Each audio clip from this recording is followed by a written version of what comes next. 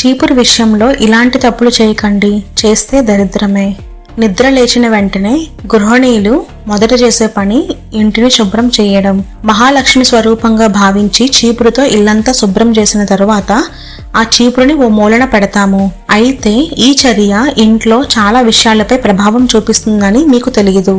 మూలన పెట్టినప్పుడు సాధారణంగా చీపురు పట్టుకునే భాగాన్ని అణిచిపెడుతూ ఉంటారు. కుచ్చు భాగం నేలకు ఆనించి పెడితే పాడైపోతుందని ఇలా చేస్తూ ఉంటారు. కానీ ఎప్పుడూ ఇల్లు శుభ్రం చేసేటప్పుడు ఎలా పట్టుకుంటామో అలాగే పెట్టాలి.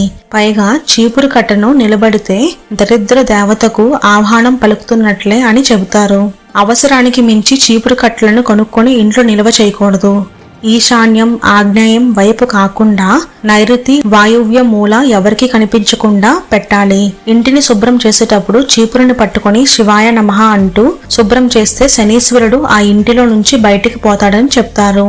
ఈశాన్యం నుంచి నైరుతి మూలకు శుభ్రం చేసి చెత్తను బయట డబ్బాలో వేసుకోవాలి. చీపురు, చాట దగ్గర ఉంచడం అరిష్టం. ఇంటి లోపల బయట ఒకే చీపురు వాడకూడదు. పూజ గదిలో చీపురు కన్నా ఏదైనా శుభ్రమైన వస్త్రంతో తుడవడం మంచిది. సంధ్యా సమయానికి ముందుగానే ఇల్లు శుభ్రం చేసుకోవాలి. బెడ్రూమ్లో మంచం కింద వస్తువులు సర్దేసే అలవాటు చాలా మందికి ఉంటుంది. కానీ నిద్రపోయే మంచం కింద ఎలాంటి వస్తువులు, చెత్త, ముఖ్యంగా చీపురు ఉండకూడదట. మంచం కింద మాత్రమే కాదు, బెడ్రూమ్ లో చీపురు కనిపించకూడదని అంటారు.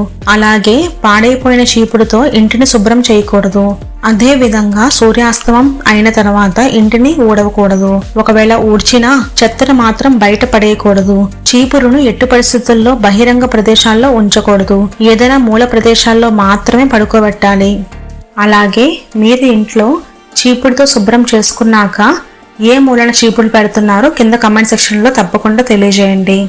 ఈ వీడియో కనుక మీకు ఇన్ఫర్మేషన్ ఇచ్చినట్లయితే వీడియోకి లైక్ చేసి తప్పకుండా ఛానల్ని సబ్స్క్రైబ్ చేసుకోండి.